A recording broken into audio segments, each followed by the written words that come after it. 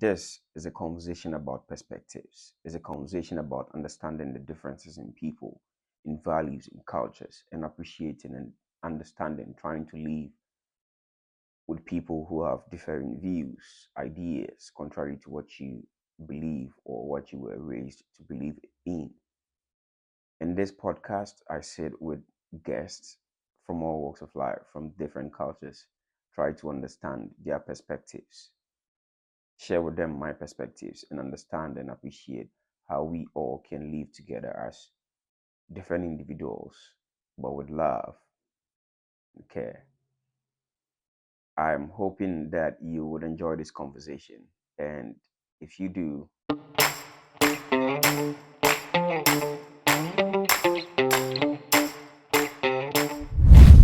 so for for folks who haven't listened to who do have no idea who you are and why they should listen to this conversation, what would you say they should listen to? Why would you say they should listen to this conversation?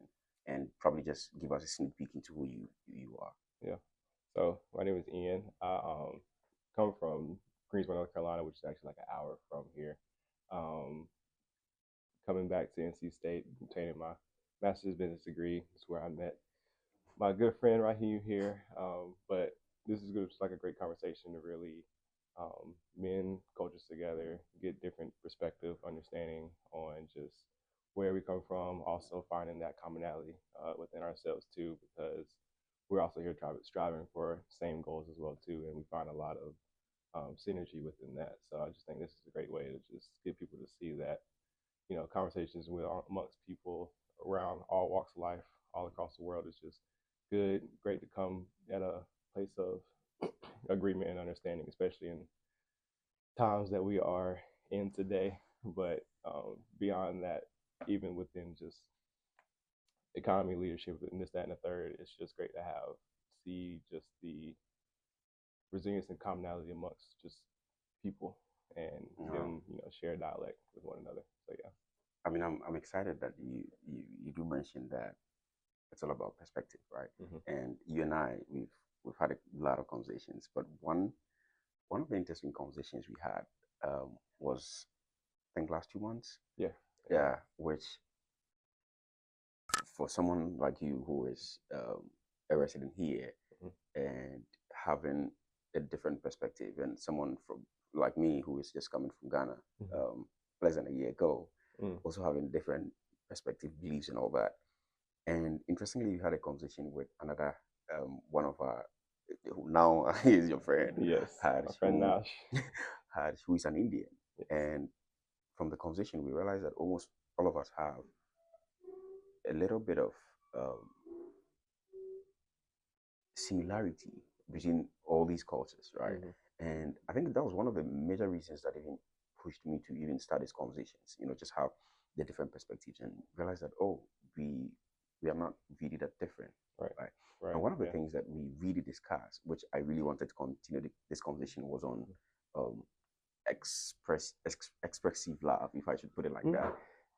I think it centered on how people like us, a typical African boy or girl or African man or woman, especially coming from the typical African part, would express or receive love, right? Right.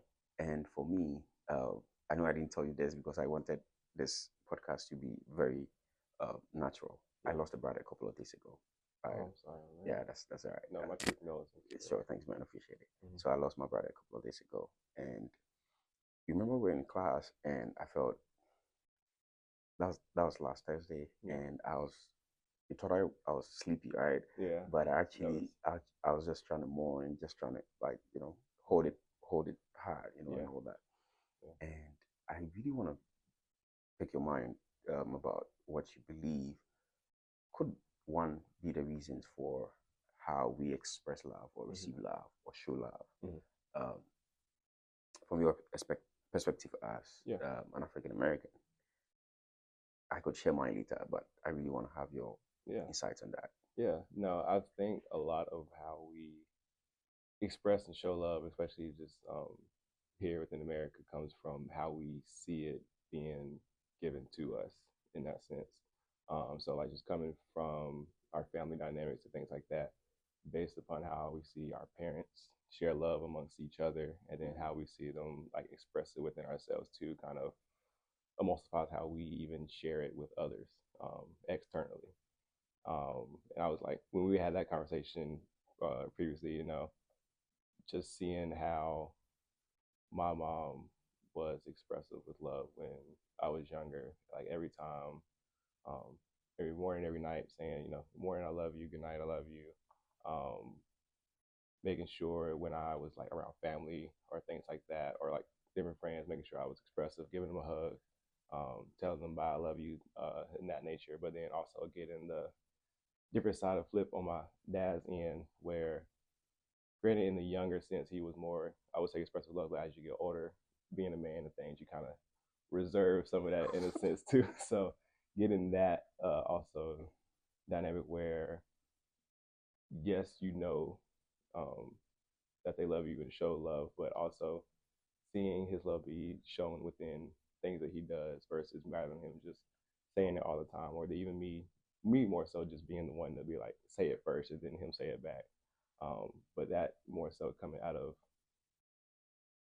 my own like shell and strength, and just being reciprocal of how I saw like my mother do it, or just other people in my family do it, things like that. And then I could say just going through certain things in life gradually, um, really kind of like emulsified and showed me what it meant to really just show people how much you mean to them on a day to day, in a sense. Because I had an instance in high school where I almost lost my best friend, where he was we working at summer camp together, and I had left early, so like just go back home. He was staying later, just helping out and stuff on camp, and then he was on the way back home, fell asleep at the wheel, and ran into like a guardrail. And yeah, called me that night. I was asleep, but I, got in contact with him that morning, and he told me everything that happened, and he like showed me pictures and everything, and I was just like, dude, like it that in that moment really opened up to me and showed me like at any moment, like you don't know where what could happen. So that was like a moment of me where outside of just family is where I started to be more expressive with friends. And when it comes to friends, when leaving them, always give them a dap, a hug, bringing them in closer, tell them I love them, especially the ones that are like real tight knit and stuff like that. But it definitely does come from how we see it be expressed to us growing up. Because there again too, I do have friends who aren't expressive at all, and that just comes from their like dynamics growing up in family too, because their parents more so like didn't necessarily say it, but they showed it in the ways of things that they did. So I could see them being more caring and this, that, and the third, but maybe less like verbally or vocally expressive in that sense too. But um, I could definitely say like with how our parents were in dynamics, it kind of built within me that two and two of being the expressive and vocal, but also being very caring and giving too in that factor as well. So yeah. Wow. Oh, Yeah. I I think I really like to a very large extent. I mean, 100%, right? Yeah. Because growing up, I don't know if I have seen anyone like lately. I mean, anyone in Ghana, at least from my experiences, my lived experiences. I don't think I've seen anyone who has like openly expressed love. Yeah. You know, Yeah. and even when I started dating, very funny when I started dating. It was really difficult to like tell a girl, I love you. Like yeah. it was hard. Like it was really hard. Yeah. You had to. And that's hard too, because the first person you really like tell I love you to, I think might be like your parents and stuff. So it's like outside, it's like, I don't know. I haven't really stuff. It was really hard, and another time you can't even say it right to them. Yeah. You have to text it. Yeah. Right. So it's. And I think with time, watching a lot of movies and all that, get to just really experience, like, see what is going on, and you start questioning what is going on, right? Not that they don't show that they love you, but they express it in a different way, Right. in ways that you may not necessarily identify, at least for that time, that this is their way of showing love, Mm. right? I told you earlier I lost my brother, right? And I was speaking to my professor on Tuesday, Mm. and then she said, "What would your brother say to you now?" Mm. Mm. And it was really deep, and I Yeah. was like, he probably would just mention my name. You know, that's his way of expressing Mm-hmm. love. You just mention my name, keep mentioning my name, keep mentioning my name. Mm-hmm. That is the I think that's the biggest form of love Yeah. we have learned. Yeah. Just to show. And how do you move out of that um, hardwired, Yeah. form of hiding your emotions Yeah. to, being openly expressive? Yeah. It's it is challenging, I will say, in a sense too, because I've had to, go through points in my life where I had to understand my own vulnerability in a sense, because like we're saying, there's a lot of differences within like kind of growing up here in America, because you do get those peers who are expressive, you do get those who are reserved, and you get those kind of in the in between spaces. And I'll say, like, just one, interacting with people has opened that up, just going through different things, kind of learning lessons in that factor, kind of going through different relationships too. Mm. That's been a big thing as well too, understanding um, how you are within that dynamic, um, what you kind of provide as well too, within the sense of how you're meeting like the supporting in certain sacrifices you make, um, in those natures too, because also there are times where I've seen just within relationships or within friendships dynamics where you can get very complacent Yeah. in that sense too, where you get that sense of comfortability to where it's like, oh, like No. each other, like, and which that is a good spot to get to, because you have that baseline understanding and agreement with each other that y'all's time relationship is built on a good foundation, and there is love that is expressed within there, um, and that's where, like, within me, it was kind of sometimes hard to kind of understand and balance, because like I was saying, on my mom's side, it was very more expressive than how more my dad was. So it was like, okay, my dad's a man, I'm a man. Am I supposed to be following after like this, or But my mom, I'm being the only child for my mom because my parents were divorced, so I grew up with my mom. My dad was out of the house, out of the picture after like second grade, but not out of the picture. We still, of course, he's there, but they were divorced when I was young. So more so like growing up living with my mom, that was more so like the role model and picture that I saw on a day to day basis, where even though she was a woman, strong woman that cared and provided and led in a way too, she had to lead in a masculine way because it was just her in the house. So just growing up and being able to like notify and pick those things off, but also growing up and dealing with the challenges of understanding and seeing what it is to actually be vulnerable as a man, because I necessarily didn't get to see my dad be always vulnerable as a man too. Um, and like I'm saying, with some of those experiences where you've had those moments with friends where it was like at any moment, like, you just might not know something, so why not just give that like couple seconds to be expressive in a sense too. But it does get challenging too, because I would say there've been moments and times where I've either felt like I was either doing too much or it was received in the wrong way in a sense. But yeah, just going through certain like lessons and experiences with people has really like you just built that, and also just being assured that you can't necessarily control how everybody feels, or you can't control their reactions and things like that. So, but as long as you're being genuine within yourself and how you're expressing yourself, then you can still be like true and found grounding within that. Um, interesting. Two things came to my mind, right? The first one is, like you said, at the moment of probably near death experience, that is when you realize, how much you probably have not said, Yeah. or how much more you need to say, Yeah. more often.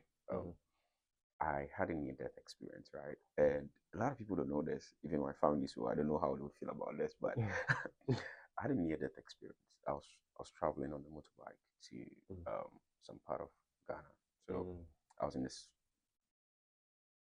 I was more like traveling from coast to coast. So it was from one coast to the other coast. Yeah. And I had an accident, right? And then whilst I was in the air spinning, Oh man. the thought of family just came to my mind, and I, like, every other thing stopped, and that just kept ringing, and I was like, what have I not done for them? What have I not said to them, and all that? And like you're saying, is when you have that near death experience that you begin to realize, how much you haven't said, or how much more you need to be saying. Yeah. That is one. The other thing that conflicts, which is the second part of it, is the fact that has expressiveness got to do with any gender roles, right? So if and I don't know if it's gender or sex, those things confuse me a lot. But is being a man synonymous to not being expressive, or is being a woman synonymous to being expressive? Yeah, I very much think that. For one, appreciate you sharing that story. That it shows with like in that moment, like you were saying, like those times where you really like have those moments of flashing where it's like, dang, what are those things that you kind of have on your chest that you didn't get to say? So, but yeah, but I do feel like, especially within the role dynamics of male female, um, like females, like women are generally supposed to be like taught to be more expressive in that and the third, and then men are, growing up, we're more so taught to kind of provide, handle their business, and meet the needs of others or meet the needs of that companion in that sense. And that's the you showing you care, you showing how much you like love by how much you're able to like provide and stay diligent within that as well too. But in that factor, as well, you do kind of mitigate the openness and vulnerability that your kid may see, or what that other recipient may feel, because there's a factor that I feel like they may kind of yearn for or question in a sense, because it's not met with uh, a validity in a sense. Because even though it is, you do have that, you do have the willingness to provide, to care, make certain sacrifices of things too, because love does come with sacrifice. But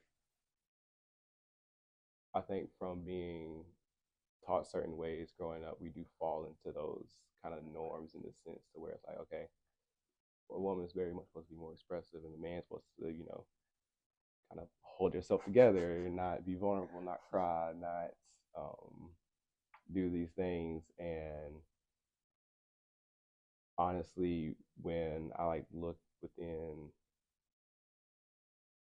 what it is to be a man and how it is to be vulnerable as a man, I even like just look within faith too, just based on how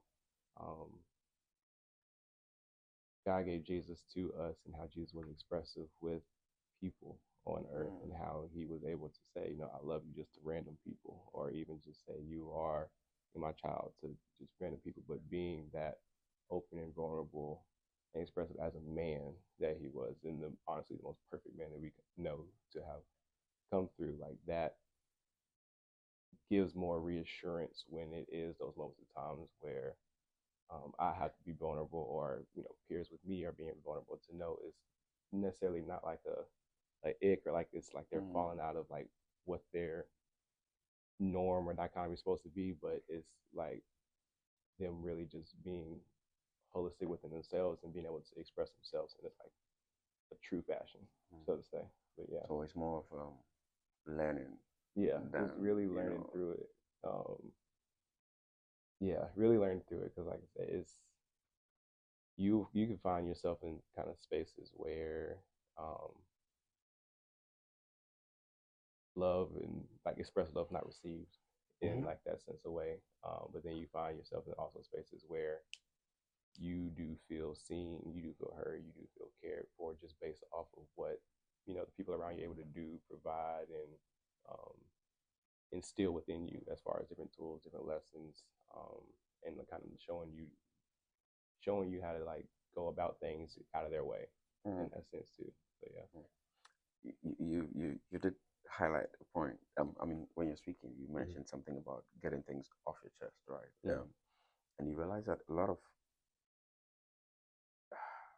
I don't know if vices, I should say vices, or a lot of psychological issues, right? And by the way, I mean, we are not. I'm not a therapist. I don't believe I'm you not a are. therapist either. Just Yes, by any means. yeah, but you realize that a lot of the psychological um, traumas we have, or the problems and challenges we have, deals with not having to get things off your chest, right? Holding a lot of things in your chest, holding resentments, holding, like just there's so much things. And I would also want to pick your mind on that. How do you um, marry the two ideas that your socialization probably um, determines who you are, but also being cognizant of the fact that you need to also get things off your chest such that you don't hold resentments or grudges and all that. Yeah, no, that's real. That's a good question. Very much socialization does play a factor within, kind of how you move, how you operate, how you see certain things. There's a saying where it's like you are 3/4 of who your friends are, something like Oh that. yeah, I yeah. can't remember the Oh quote yeah, specifically, but it's something yeah. like that. But I could say, growing up, I've had like a very broad experience with people, I would say, because I started off in predominantly white school. I was in private school for like elementary. Now I understand why you speak so well. Then I appreciate it. But started off there. Then from like elementary, went into more public school. It was like public academy, where I was actually able to like be with more culture, cultural people within a sense, and then going to high school where it was very diverse. And then stepping into college where NC State is Yeah. all over.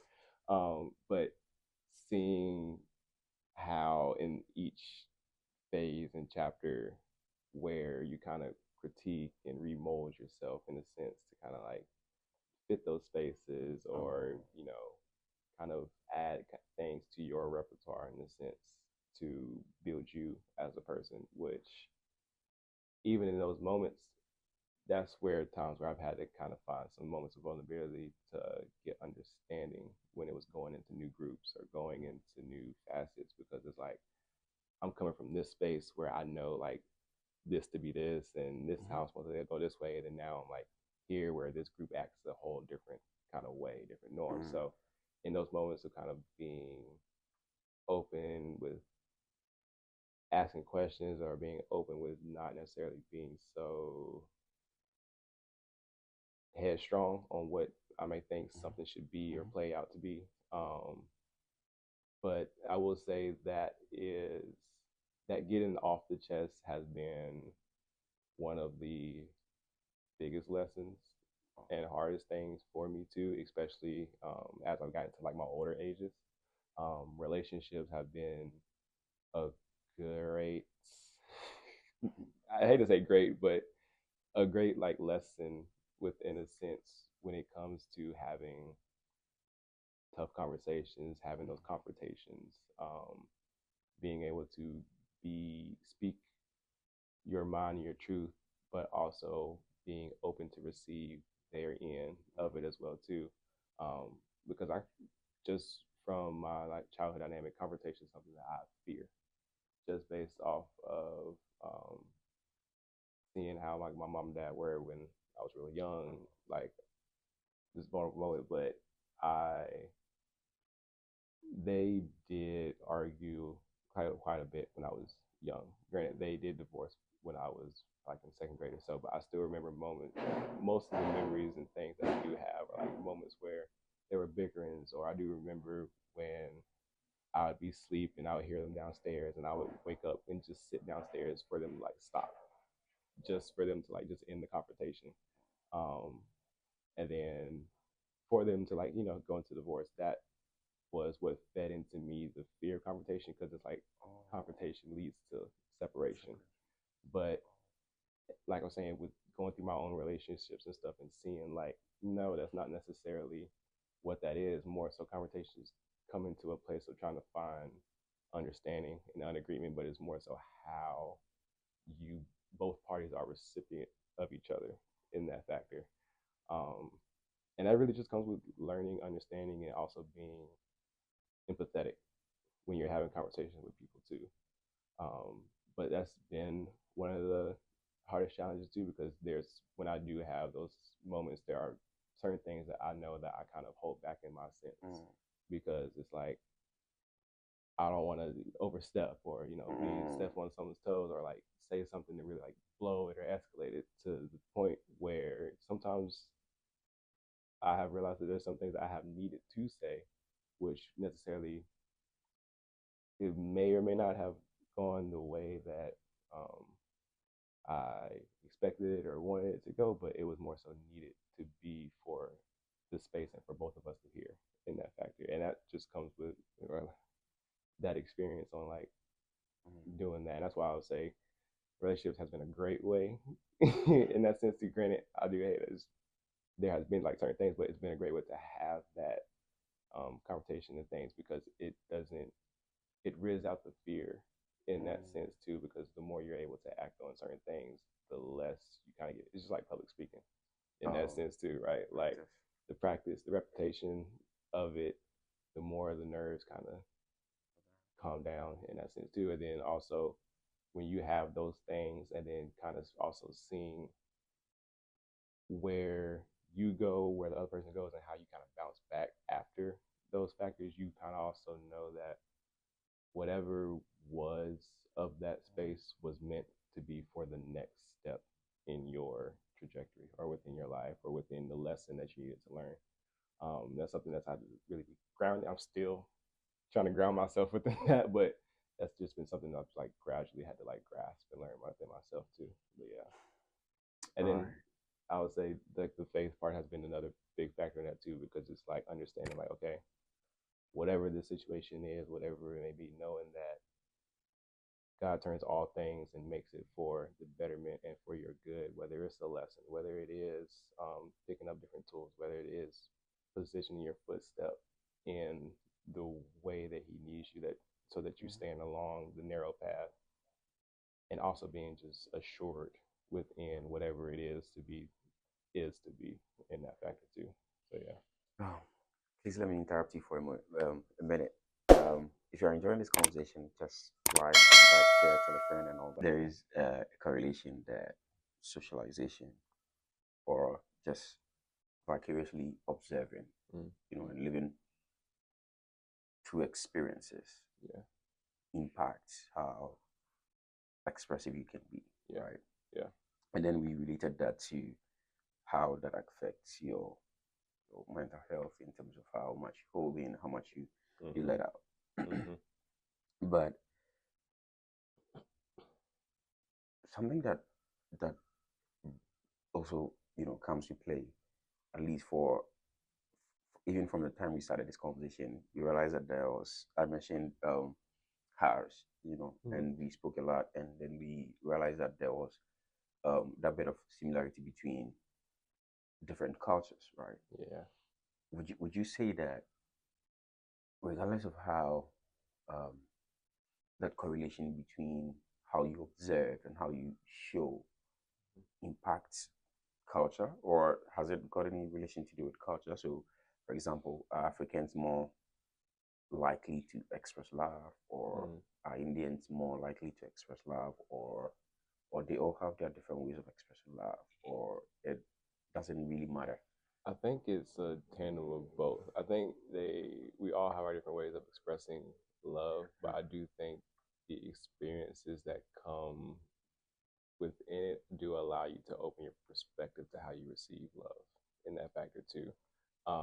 And even also allows you to be able to move like more comfortably in spaces where it may be a different type of love being expressed.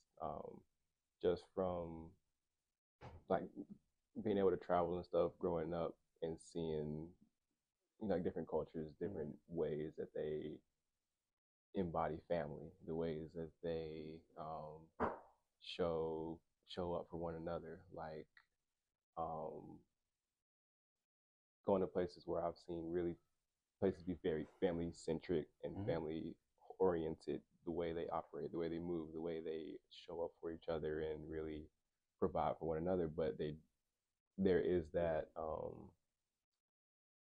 like we were saying, that sense of not like necessarily vocal expression of like I love you to that third, but is felt and shown throughout the whole interaction of it.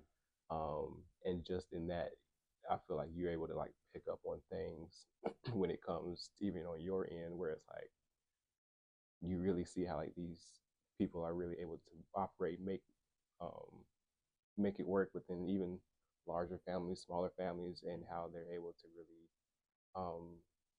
just fuel that space with how their dynamic sees fit.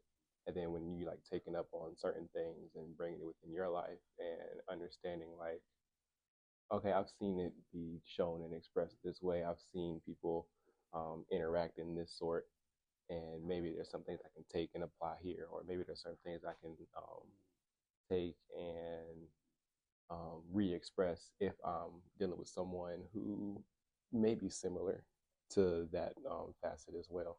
So I do think that it does kind of play a mix of both, where so cultures do have their way of expressing and showing love just based on that whole cultural dynamic and the history that goes behind it. We even talked about it in class, within Micah's class, like understanding like the diffuse of cultures, the mutualistic, like understanding of that, and then where you can kind of find empathy and agreement and within both norms, and like meet to like a very come to meet to like a grounding place in a sense. So yeah. So I met this guy at the gym, right? I think I should probably have a conversation with him. Oh yeah. He's from India, right? Yeah. And um, Anike, that's his name, Anike. So interestingly, I met him at a bus stop, right? We're both trying to get a bus to to get a campus. We got to the bus stop, and according to the tracker, the bus was supposed to be there a couple of minutes ago, right? And then we started asking ourselves, what is going on? Like, is everything all right? Yeah. And then that was how the conversation ended. And the next time I was going back home, I walked into the bus and I saw him sitting, and I looked at him. I said, "Yo, I know you." I know you from somewhere. I know you somewhere. I can't pinpoint exactly where I know you, but I know you. Your face. I was like, "Oh yeah, I've seen your face too." So we kept thinking, where do I know you from? Where do I?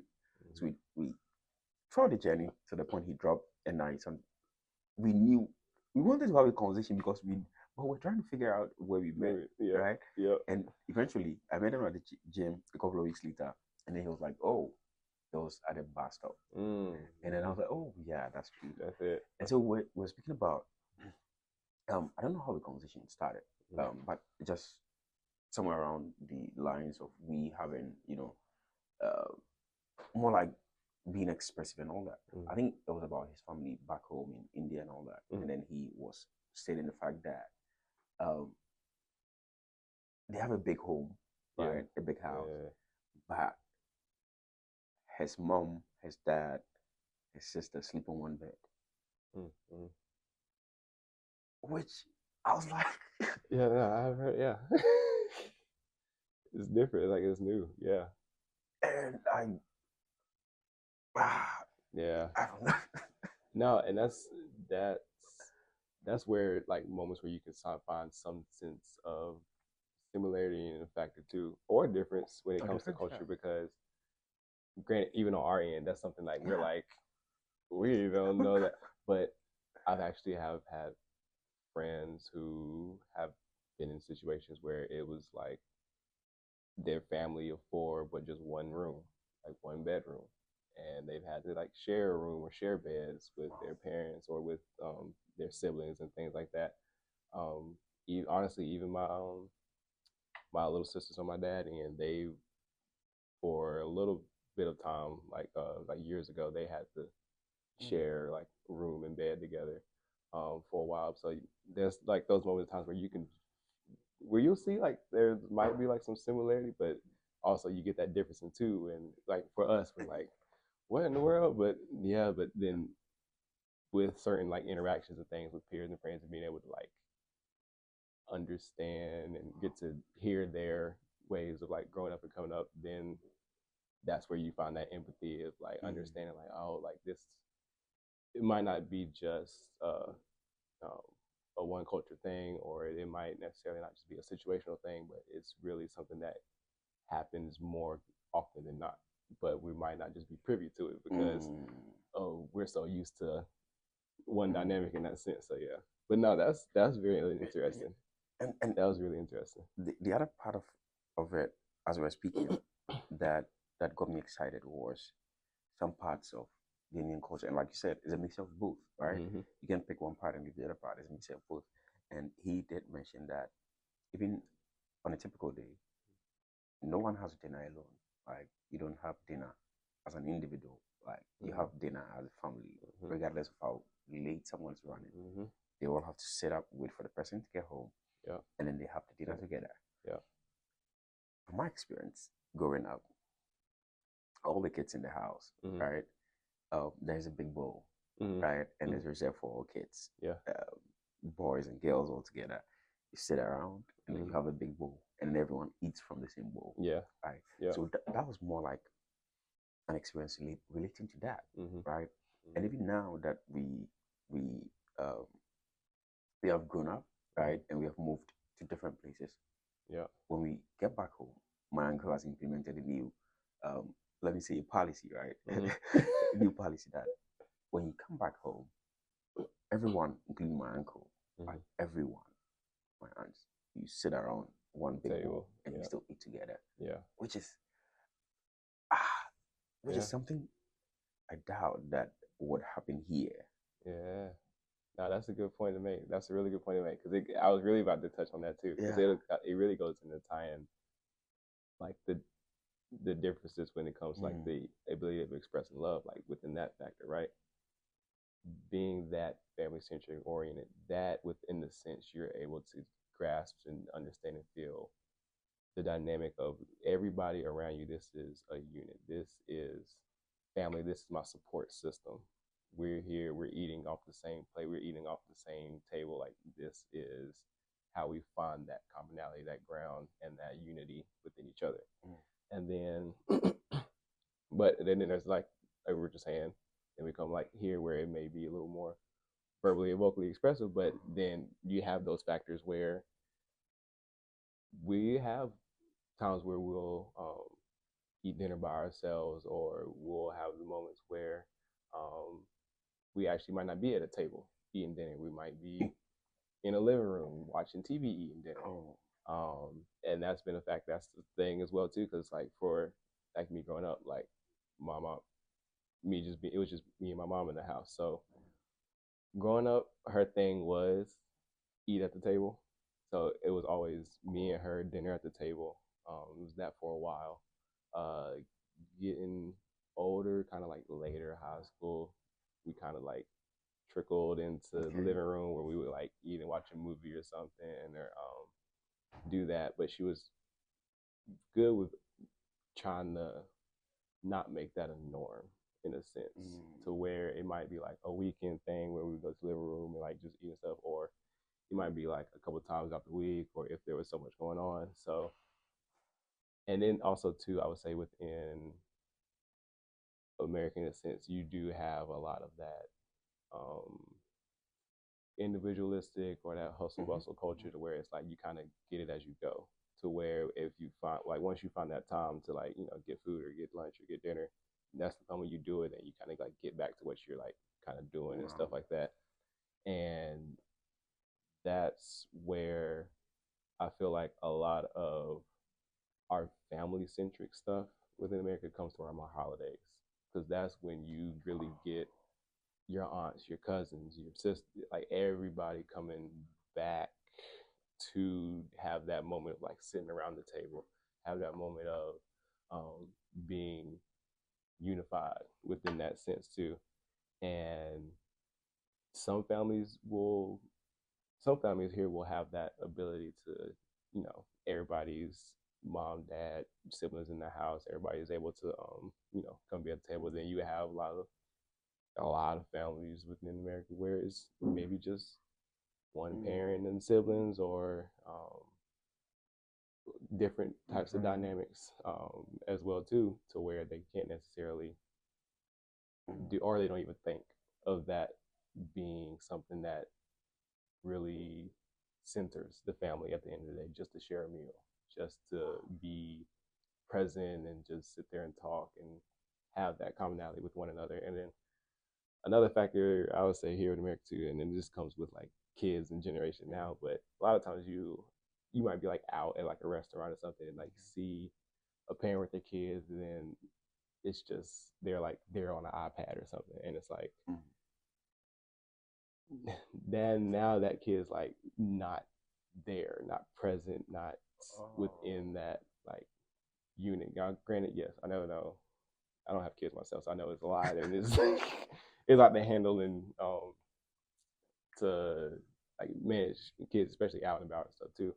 But you do, but you also like understand in that sense, to where even practice at home, like being at home, being able to like just sit steady at a table and stuff like that, even can translate to being out when you're out at a restaurant with family or out with your kids and stuff. And then if their like main thing is like, oh, I got to eat and have something to watch, then that's like back at home, that's probably the thing where they're eating at the living room or they're eating at the table and they have their phones going and stuff like that. So in that factor as well too, that's where you kind of see that dichotomy, that difference within America too, where it's very much like oh, I'm kind of going to be to myself in this moment to just kind of like like a full recharge in a sense, like get the meal, get the mental capacity like refilled and all that, just from being out and interacting with people all day long, or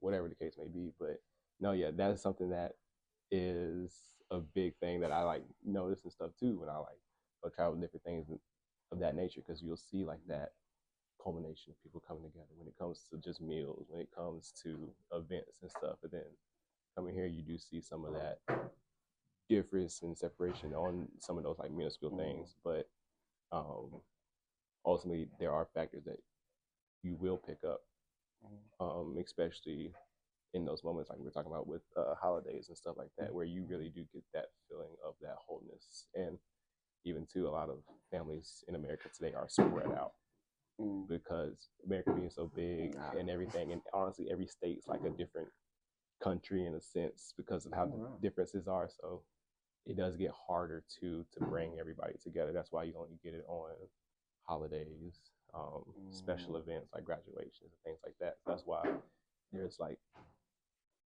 specific times where you get that wholeness, but also in those moments of wholeness, that's when you're really able to get the full capacity of what it is that family brings together.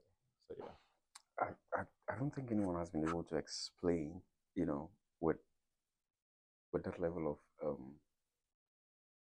clarity that you have, why holidays in America is a huge thing, right? Yeah. So my first Yeah. time experiencing this was, I think, during Thanksgiving, right? It was just, I think it was a weekend, so from Thursday and Friday, Thursday all the way to Sunday, yeah. and Technically it's on like that Thursday. yeah, We celebrate that whole and people were traveling miles. yeah. I'm like, Yeah. you're gone for just a weekend. Why would you travel? That Mhm. travel from probably one coast to the other. Yeah. And now, you've explained it very well, because of how diverse everyone is. Mhm. It's really difficult to come together. It But is. during the holidays, everyone is able to come together, Mhm. and then just And now I understand why. Yeah. Yeah. Holidays is a big thing like that, It's huge. especially Thanksgiving. And especially it's like it's expensive to travel within back and forth, so people like save up just for those moments to be able to go back home or be able to. You got even like college students, right? Wow. They gotta pick. Do I want to come home for Christmas? Do I want to come home for Thanksgiving? Because some might not have the financial stability to, or when they go home for summer, it's like, okay, this is like my time, and then I actually got to be here to be here. And then once I get like that one holiday to go back. So yeah. And interestingly, Thanksgiving is right close to The Christmas, so you really, it's like in Christmas you get a longer time, but then Thanksgiving you get a short, but you get fed good. You get fed real good. Wow. So yeah. So I think one of the biggest challenges for people like me, and when I say people like me, I mean people who have just moved from Africa, in a part of Africa where that stereotypical type of not being very expressive, you know, how do you break out from that that that that situation or that cycle that you constantly you see, that you want to do something, express it, you want to show it, but it is really difficult for you to do, right? Yeah. But let me premise that question with one question before this question, which is, we've identified there are two types of showing love. One is showing it through actions, right? And the other is being expressive. Yeah. I know with each of them, we would let me have your thought first. Which one do you think carries so much weight that it is always the best to have, or to see, or to show? And once you have that, how do you then transition from whichever state in which you are? Either you show love through just your actions, or you show love through words. How do you then transition that from the original part you are to the new part? Yeah. That's a good question and a great point, actually. Because I do think there is a synergy within both, and it's important to have both the verbiage, the vocal, but also the act behind it too. Because you can say I love you, you can say these things, but you can act a whole different way.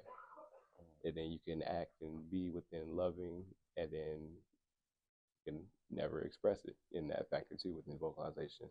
And I think that,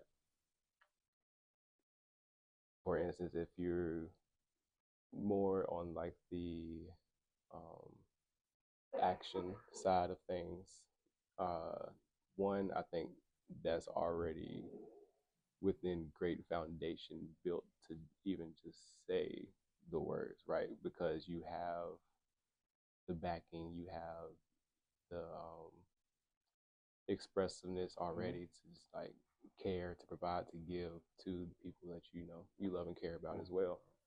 And in that, that's to where now it's just more so the factor of kind of just stepping out of the shell and like just saying something, or being like vulnerable in that factor, and doing it with those closest people to you is the best start, I believe, too, because those are the ones that love you unconditionally. Those are the ones that are going to be least judgmental in that factor too. And even if they are judgmental too, then you do know that you have a safe space to like go with and experience that way. When you are going to like friends or peers and stuff, you have that practice, or you have that backing on what it is and what it feels to be expressive in that magnitude. And then on the factor of, if you're always, expressing it and saying it, but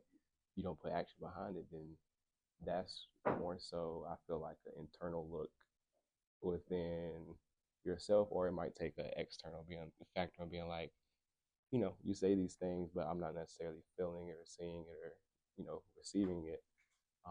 And that's where you kind of have to, take it back and be like, okay, what is it that I'm not doing or showing or stepping up to provide to make them feel, or even make my words feel validated in that, or make my words hold weight in that. That's more so I wouldn't say make my words hold weight to what I am saying, because I may actually do feel it, but it doesn't hold any magnitude because I'm not putting any work and emphasis on it. So when it comes to that I do feel like that was more of like an internal look within oneself. But when it comes to like backing on the actual doing and then transitioning to the saying, that was more of the really just the stepping out and trying and just being able to kind of let your shield guard down just for a bit, and being sure that you can't necessarily control the reaction, but you can control how you actually feel in that sense. So yeah. Wow. So first of all, I want to thank you so much for one. Your diction is just impeccable, right? No, thank you. Yeah, it is Thank impeccable. you. And anytime you speak, I'm just like, wow, how did this guy learn how to speak so much more, right? First, thank you for speaking with so much clarity, for how clear, how concise, and how you know you are able to present ideas clearly for simple understanding. I appreciate it. I feel like I be rambling sometimes, so I appreciate No, it. no, I sure. appreciate it. And also, thank you so much for being vulnerable, because you've shown a lot of vulnerability here in the conversation we've had, and you've also taught me a lot of things that I just learned, vicariously rather, because you don't tell me do this, but you just do. Sometimes you see, I just observe, and I'm like, okay, that's the way I should, approach things. Okay. And also, really, I want to thank you for being an awesome guy, inviting us out to, the lunch and all that. So you've really been one of the um, few people that I've found in the United States that has been so supportive, of not just class or academic work, but even outside of class, right? And also, thank you so much for agreeing to do this with me. I really appreciate you for that. If you have anything to say for the viewers, you can use the camera and just say it to them. No, first, I just want to say thank you for one opportunity to come on here to talk with you. We always have great conversation, even just outside of this. But no, thank you for just being awesome guy, great friend. Even once meeting you and being just open and receptive to even the times where I invite y'all out or just want to do these things, or even in class, just having the camaraderie that we have and the support within each other too. I really do thank you for that, because you and everybody has been a great additional support system, because this is a whole nother environment from undergrad. And it's been really great. It's been really rewarding as well too. And I love podcasts, and I don't even watch TV no more for real. I just podcast. So this, I really appreciate you for this, because this has been a great time. Everybody, please definitely tune in to my main man Rahim here. He's doing great things, great wonders. And I know that this is going to be something that is going to take you to the next level and everything. I appreciate it. Oh, man.